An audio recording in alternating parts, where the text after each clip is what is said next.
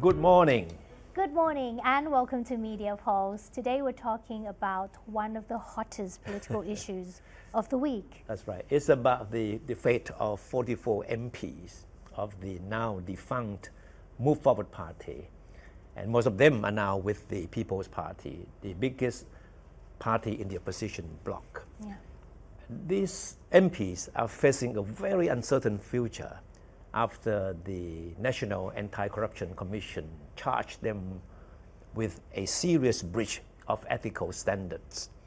And if found guilty, they all face the possibility of being disqualified as MPs and worse still, a lifetime political ban, meaning that they would not be able to run for office again in their lifetime.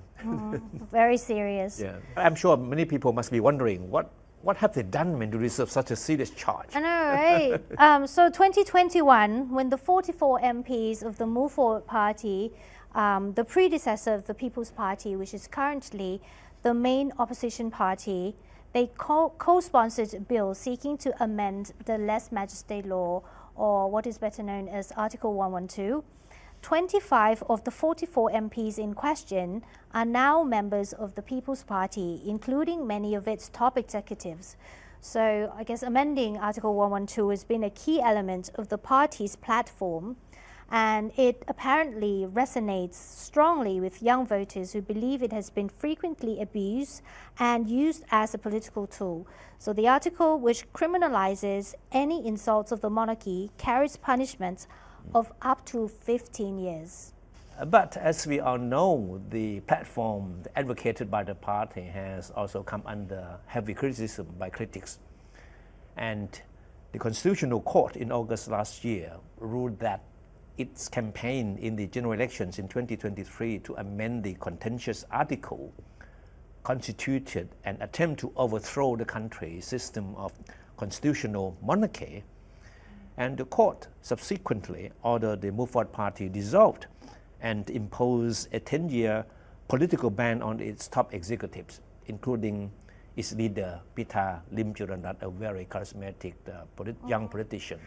Back then, the remaining 141 MPs of the party immediately switched to the People's Party, which is now the main opposition party. Yes. So what will happen? Yeah, that's a big question. What will happen to them if the anti-corruption agency rules against the 44 lawmakers? The case will then be submitted to the Supreme Court for holders of political offices. If found guilty by the court, they will lose their positions as MPs and will be banned from running in elections and holding political office for life. Yeah, and that of course would be a major setback for the People's Party, which would see the number of its MPs significantly trimmed. Among them would be some of its best known political stars as well. So why the charge against these MPs at this moment? So party leader Thepchai Ryongpanjawut questioned the timing of the summons from the National Counter-Corruption Commission. It came as the party was in the process of planning a no-confidence motion against the Paetongtarn government. And Thepchai was very firm in defending the party's sponsorship of the bill to amend Article 112, saying that it falls within the legitimate authority of lawmakers. Yeah, and we have a quote. Yeah. He said, "There is nothing legally wrong with what we did. It does not justify any allegations of serious ethical breaches," he said in a press conference. And other key members of the People's Party also joined Thepchai in the party's defense.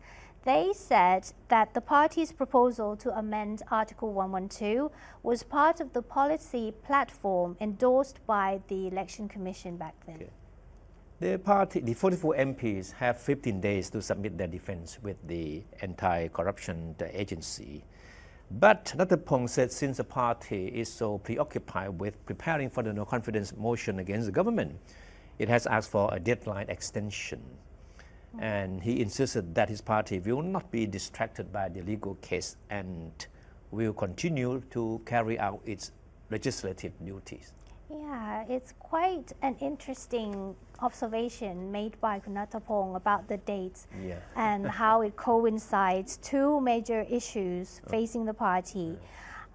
Yes, the next question is how the case will impact the broader political landscape, especially if People's Party's worst case scenario That's comes right. through. Of course, if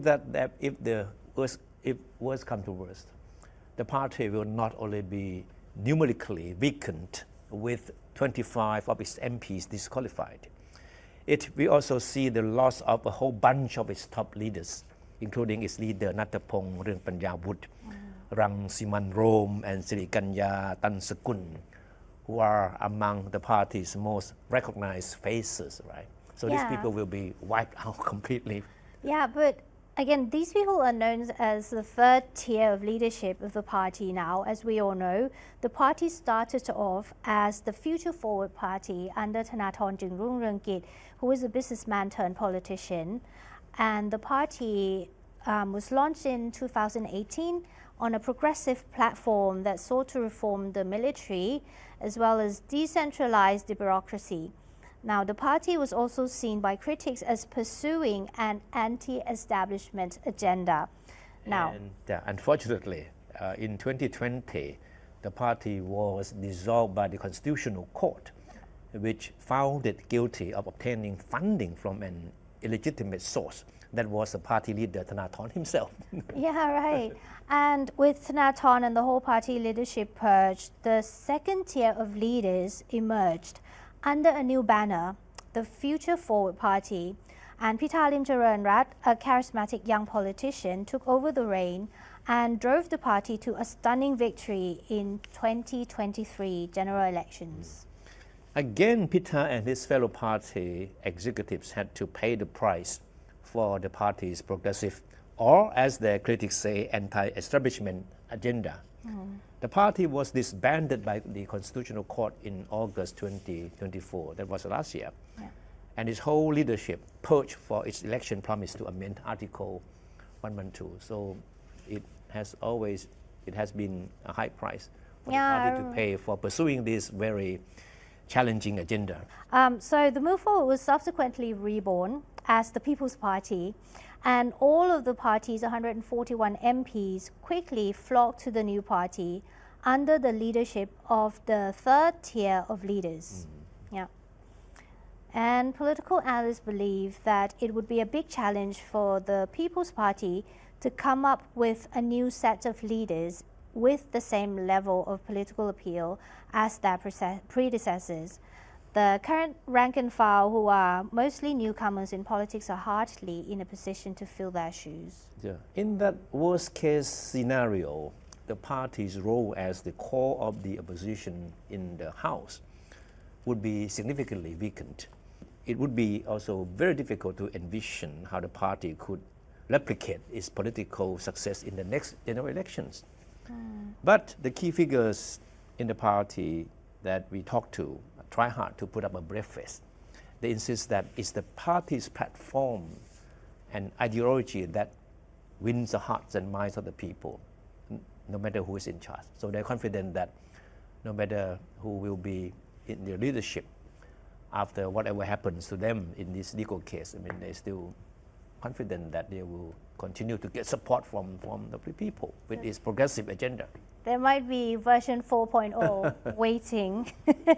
But don't expect the People's Party to face the charge by the National Anti-Corruption Commission sitting down. It so happens that the charge against the People's Party coincides with a scandal which has led to a crisis of trust in the anti-corruption agency itself. This is a very interesting twist. At the center of the scandal, it's the newly appointed president of the Anti-Corruption Commission, Kun Suchat Trakoon Kasem Suk. Suchat was appointed to head the agency last week after a video clip of a conversation he had with Parliament President Wan Muhammad Noor was leaked to the media. A video clip again. The clip went viral and landed in hot water. I mean, the two means, the president of the parliament and the president of the Anti-Corruption Commission. So the conversation, which took place at Wan Muhammad's residence in December last year, centered on Suchat's concern about complaint against him that could jeopardize his chance of becoming the president of the NACC. And one said it was Police General Surachet Hakpan, a former controversial deputy police chief, who took Suchat to see him without prior notice. This is quite complicated, I know. And in the conversation, one said Police General Surachet asked him to withdraw a complaint he had filed against Suchat, accusing him of being unusually wealthy. One said that he told Police General Surachet that since the petition against Suchat was signed by 20,000 people, it could not be withdrawn. However, one said he subsequently filed the charge against Suchat to be groundless. No, in short, Kun Surachet, the former deputy police chief, was there as the go-between, bringing Kun Suchat to see the Parliament President to ask for a complaint that Kun Surachet filed against Kun Suchat to be withdrawn. But Kun Van said, well, that could not be done. Yeah. But nevertheless, I mean, Kun Van insists that the charge against Kun Suchat didn't hold, so he didn't really have the case against Kun Suchat pursued. Yeah. Suchat, who is a former judge and has been a member of the NACC since 2020, has refused to respond to questions concerning the leaked video clip. But the People's Party is not going to let Suchat go scot-free, right? That's right. Kun Parit Vachalasintu, the spokesman of the People's Party, said MPs of his party has launched a signature hunt in the parliament for an impeachment against Kun Suchat. Under the constitution, an impeachment against office holders requires support of at least 1/5 of the parliamentarians. Kun Parit expressed confidence that the People's Party with 141 MPs will be able to muster enough support to have Kun Suchat impeached. He says Suchat's meeting with the Parliament President was inappropriate and could constitute misconduct as well. He said, "It's not a tit for tat. We are simply doing our job as legislators in watching out for misconduct and corruption." And this is when he was asked whether the move against Suchat was a retaliation for the charge that the NACC filed against the People Party. And the spokesman Kun Parit also claimed that besides the video clip scandal, the People's Party also has evidence for other charges of misconduct against the new NACC president. He did not elaborate. But well, it's very clear that despite all the pressure it is facing, the People's Party seems to be more than ready to fight a war on two fronts, right? And this confirms that Thai politicians like to leak video clips. Video clips or sound clips? That's right. You're right. And the leaked video clips or sound clips, more often than not, ended up in the downfalls of many people involved or implicated. Yeah. Now, in this program, we're going to talk about another important political figure in Thailand as well, the former Prime Minister Thaksin Shinawatra again. That's right. He hasn't stopped making headlines ever since he came back from his self-exile and being discharged from hospital after claiming to be seriously ill, right? Yeah, although he's not officially in any post in the government. Now he's on tour not only in the country, but also have been making visits to neighboring countries. Yes. As on a what he tried to portray as a very important mission as a peacemaker. Yeah, well, he hangs out with big names, doesn't he? So we see a picture from Anwar Ibrahim's social media post this week, as we all know. Thaksin is in the informal advisory group to the ASEAN 2025 chairman, which is Malaysia. He flew to Brunei on Tuesday for a meeting, which Anwar described as productive. The Thai news headlines, although, about this meeting seem somewhat flat. They mainly describe who were there at the meeting and the issues on the table, things like Myanmar, South China Sea, Thailand's southernmost provinces, and the blockchain infrastructure. Yeah. But what seems more interesting is the part before his departure, because people were speculating as to whether or not the court will allow him to fly. But the court did allow him to Yeah. to fly to Brunei for the meetings with the Sultan and the Malaysian leader. Yeah, the most interesting part, I think, is as we all know, the former Prime Minister still has an ongoing court case. Because in June last year, he was charged with lèse majesté and was released on bail, right? So by law, this means he has to ask for permission every time he wants to travel out of the country. Now, for the record, this was the third time that Thaksin met Anwar, the Malaysian leader, in person after he was appointed a personal advisor to the Malaysian leader. And we were told that one of the topics of the conversations that they had has been the situation in the stripe-torn southern Thailand. And Anwar, as we know, that he has been showing eagerness to help Thailand resolve the decades-long crisis in that part of the country. And ever since his return from self-exile, Thaksin has also shown interest in playing a role in bridging peace in the region. So Thaksin and Anwar more or less has a common interest on the issue. That's right. And tomorrow Thaksin will be on the road again. He will fly down to the south with Deputy Prime Minister Phumtham Vechayachai and Justice Minister Thavisotsong. And his trip will be closely watched as it will be his first in more than 20 years to visit the south. Yeah, Thaksin has not formally made known the intention of the trip, but political analysts believe that there is something personal involved. So the former Thai Prime Minister has yet to shake off the blame that he was responsible for the worsening of the conflict in southern Thailand while he was in power more than 20 years ago. I see. Now let's take a look at what happened when he was Prime Minister. Yeah. A series of violent and bloody incidents took place in the three southern provinces of Yala, Pattani, and Narathiwat, including Songkhla, on his watch. And these incidents are believed to have contributed to the escalation of violence in the region. And it began with a daring raid of an army installation in Narathiwat in January 2004. Yeah. The armed intruders made off with more than 400 pieces of firearms after killing 4 soldiers on duty. Thaksin drew heavy criticism for describing the incident as the work of petty bandits. Yeah, that word stings. And the stolen weapons were believed to have been used in subsequent attacks on government personnel. And Thaksin later admitted that he regretted using those derogatory remarks to describe what happened in Narathiwat on that fateful day. Yeah, also in April of the same year, 2004, more than 100 people launched coordinated attacks on dozens of police stations and checkpoints in Pattani, Yala, and Songkhla, right?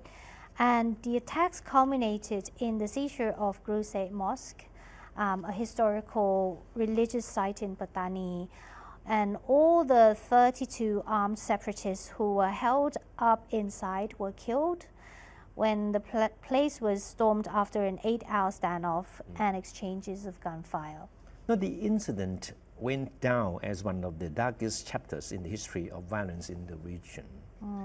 And in October the same year, 85 people died in what is known as Thakbai massacre.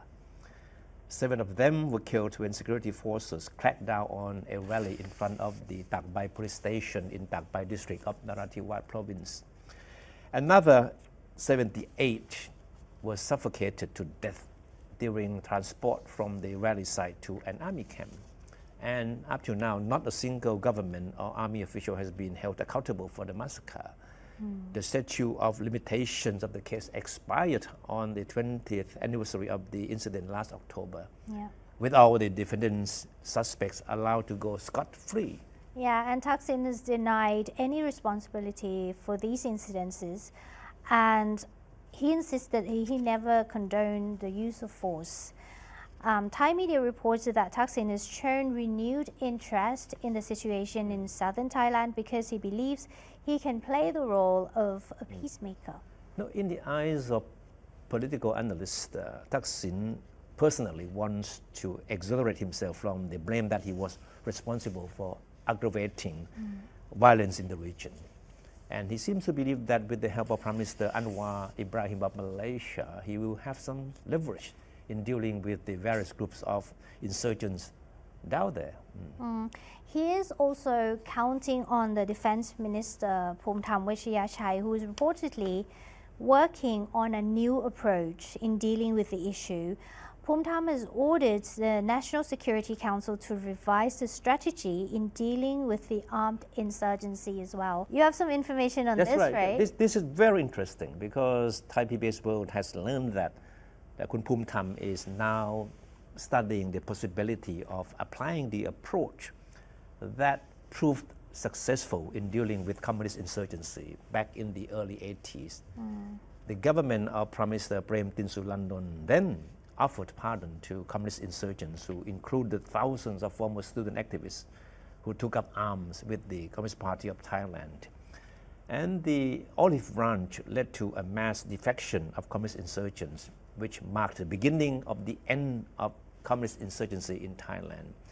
And Phumtham himself, he was an insurgent. One of those people. And he was a former student activist, right? Yeah. And he left the city and took up arms with the Communist Party of Thailand. And he benefited from this policy under Prem Tinsulanon. So he was pardoned and then returned to the fold and later entered politics. And now Kun Phumtham is known as one of Kun Thaksin's most trusted aides. So from this point on, you can expect the two to make headlines with their efforts in trying to bring peace to the region. Right. But how successful they will be, it's something we have to wait and see. Yeah, it depends because old solutions might work, might not work, but he himself is the person who benefits from this solution. So it might work, I mean, depends. Yeah, and that's about it for this week's episode of Media Pulse. I hope you've enjoyed watching it, and we'll see you again next week. See you then. Bye.